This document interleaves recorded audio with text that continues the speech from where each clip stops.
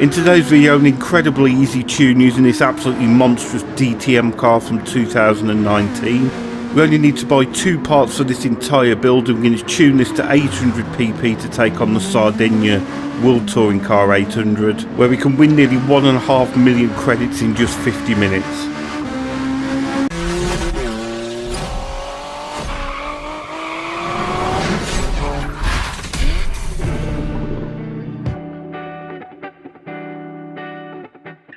Hello everybody, many thanks for stopping by. Welcome back to the channel. This is KCR-Mark. In today's video we're going to be taking a look at a pretty unique car. This is unfortunately the only DTM car in the game today. It's the incredible Audi RS5 Turbo from 2019. And in this video we're going to be tuning it to 800 pp, so let's get going.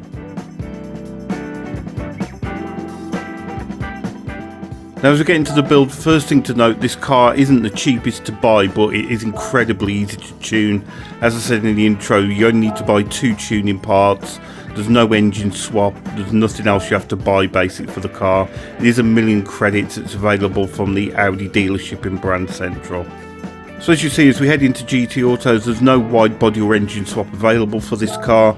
Likewise, as we head into custom parts, the only thing you can change are these weird, I don't even know what you call them, wing stay plates, I don't know, but they're just purely a visual thing. They don't affect the PP at all, so we don't need to buy them. Other than that, just slap on a livery and change the wheel design if you wish. You can't change the size or the offsets at all, so really simple build. In terms of performance, parts incredibly simple. As I said before, all you need to buy is the ballast and the fully customised racing transmission. Nothing else is needed.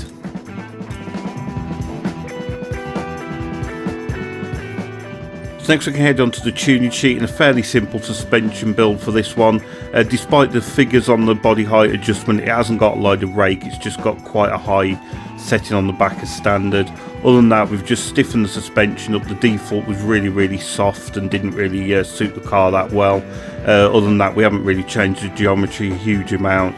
We just fettled with the differential a little bit. It does suffer a little bit from power oversteer, but we've tempered that down quite a bit with these diff settings.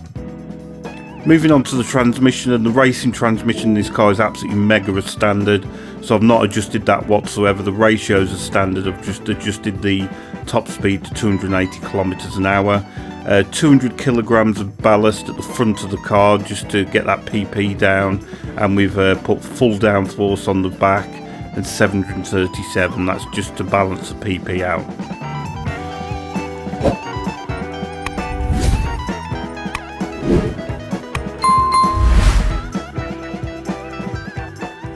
So the car all built just before we head into the race. This is one of the few cars in the game that's actually got DRS, so just make sure you've got a button assigned for that. You just go into controllers, whichever controller you're using, and it's the nitrous overtake, which is the DRS, so just assign that to a button that's easy to get to, because we will be using it in this race. From there we just want to head to World Circuits Europe, and we're going to the Sardegna for the World Touring Car 800.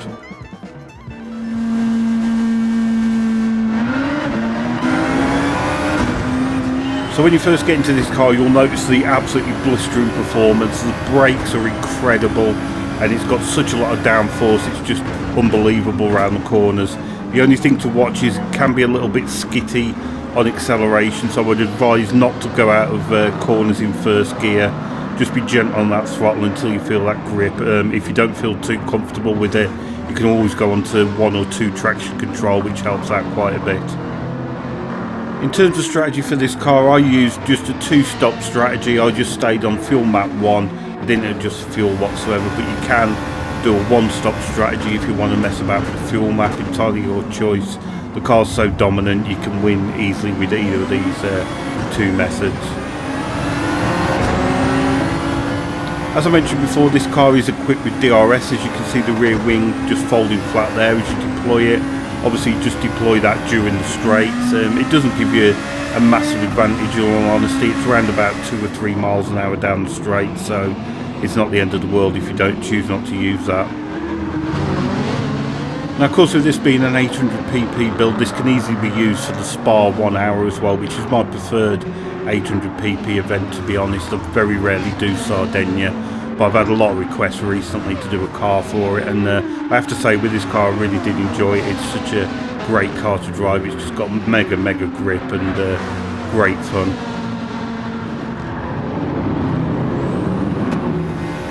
Now with this car having such ferocious brakes, it does take a little bit of time to get used to, so I thought I'd just give you a few little pointers of the braking markers for this race. So into the first corner, just to keep an eye out for the 100 mark, and then there's a gap in the barrier on the right hand side just after that. That's your braking point.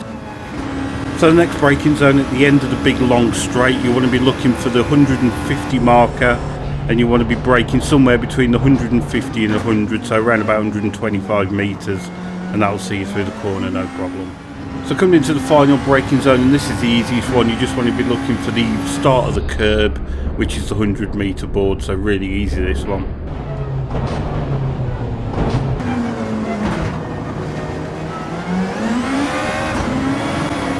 So in terms of strategy for the race, I think in hindsight the quicker way to do it would be a one-stop strategy, which would just involve going onto fuel map 6 at the start of the race and just stretching it out to the end of lap 8 and just doing a one-stop. On this particular run I wanted to go through the fastest lap I could, so I did a two-stop, which involved a stop at the end of lap 6 and then just a splash and dash at the end of lap 12 for the final 3 laps.